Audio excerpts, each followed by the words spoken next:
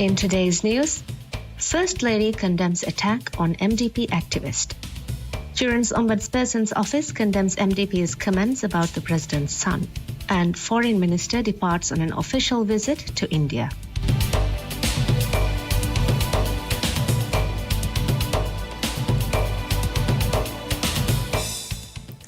Bismillahirrahmanirrahim. Assalamu alaikum and welcome to MMTV News in English with me, Mariam Milza Masood. First Lady Sajida Mohammed has condemned the assault on Maldivian Democratic Party MDP activist Mariam Zubair. The incident occurred on Sunday night when two masked individuals splashed black oil on the opposition activist on Majidi Magu. Addressing the incident on X, First Lady Sajida Mohammed condemned the attack, adding that such attacks and harassment are completely unacceptable. She called on everyone to avoid escalating tension and to allow judicial process to be facilitated.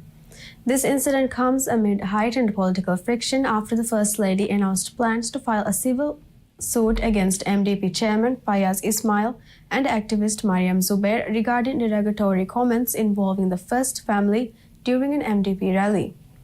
Following the incident, the First Lady issued a statement refuting the allegations against her 16-year-old son, calling the remarks politically motivated. In her statement shared by her legal counsel, Ustaza Azma Shukur, the First Lady called for greater accountability and urged all parties to respect the dignity and rights of children. Ahmad Imad has resigned as the Deputy Governor of the Maldives Monetary Authority MMA. Imad's resignation comes amid Parliament Committee's recommendation to remove him from post. However, Imad submitted his resignation before the session. In his resignation letter, he described his role as a dignified job and highlighted his work on foreign exchange laws and regulations. A complaint against Imad alleged that he did not take necessary action while former MMA Governor Ali Hashim failed to perform his duties. Parliament had already removed Hashim from his role in July last year for not addressing the country's economic crisis. Imad was appointed Deputy Governor in 2020, a position that requires the President's approval based on Parliament's recommendation. The Children's Ombudsperson's Office has condemned the opposition Maldivian Democratic Party MDP for spreading false information about the President's son during its ongoing series of protests in Male, saying it undermines his dignity.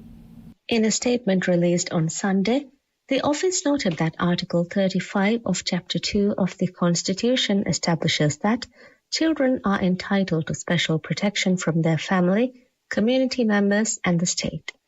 The statement highlighted that while the Constitution guarantees freedom of expression to all, everyone in Maldivian society must ensure this right is exercised without infringing on the rights or dignity of others and within the framework of laws ratified and implemented in the Maldives.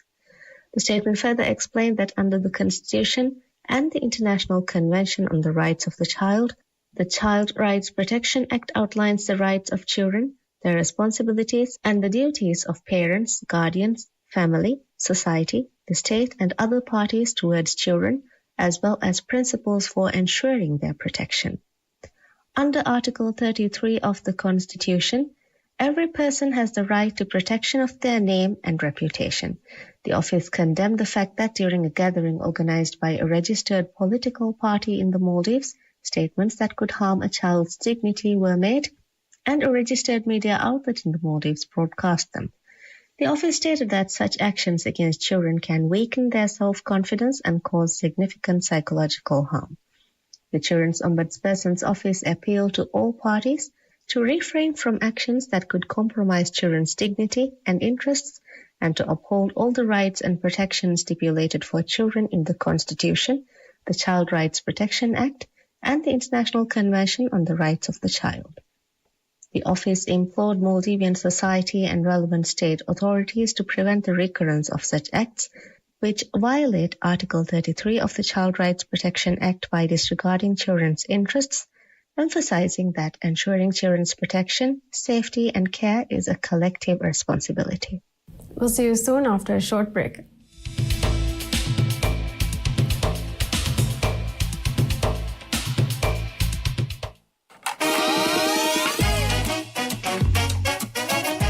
Mine kanam. Kanam MBB ke vimesan. Ero. Afta gahan nasibari komme nasibari ke engha Sofia. Me homa kan ramdono ge nila kuriya da promotion. Adi puna 200 rupiya mati komme vyapareka kaasa ge bodit inam devare 520 rupiya 500 rupiya ebban inam haddi ha 500 rupiya. Over honnan pili sikdo istihare ke magena waake unde February bihin April 20. Insan fiya roda hadiya marangalu. Insan fiara roda hadiya promotion.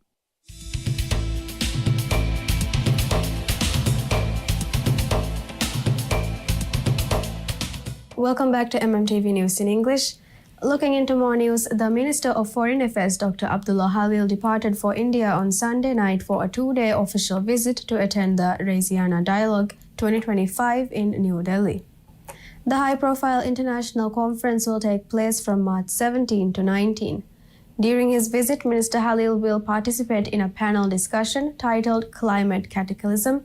The adaptation agenda is Gasping, Addressing Urgent Climate Adaptation Challenges. He is also scheduled to hold bilateral discussions with India's External Affairs Minister S. Jaishankar along with other foreign ministers attending the forum. The Raisiana Dialogue is India's premier geopolitical and strategic conference organized annually by the Observer Research Foundation in collaboration with India's Ministry of External Affairs. Minister Dr. Halil is accompanied by Director Ahmad Suzil and Foreign Ministry Director Aishat Shahula on his official visit. The Minister of Sports, Fitness and Recreation, Abdullah Rafiu, has stated that the Football Association of Maldives, FAM, is actively working to find a solution to its debt crisis. Speaking at the FAM Extraordinary Congress held on Saturday, Minister Rafiu confirmed that FAM is currently in discussions with state-owned enterprises SOEs to settle the outstanding debts owed to these companies. He expressed confidence that a favorable resolution would be reached following these negotiations. The minister also highlighted the support provided by the ministry to FAM, including the construction of an office for FAM and the provision of ministry employees to assist in organizing tournaments. He assured that the government remains committed to strengthening FAM's management and operations in the future. Additionally, Minister Rafiu noted that when the current administration took office, the FAM was facing an unprecedented financial decline, with debts exceeding MVR 150 million. Among the SOEs to which FAM owes payments are Maldivian State Trading Organization STO and Housing Development Corporation HDC. The Maldives Meteorological Service Met has issued a heat warning for residents across the country, cautioning that temperatures are expected to rise significantly in the coming days. April is historically the hottest month in the Maldives, with high humidity, weaker winds, clear skies, and direct solar radiation contributing to intense heat. Met explained that during mid-March through April, moist, warm air stagnates, making conditions even more uncomfortable.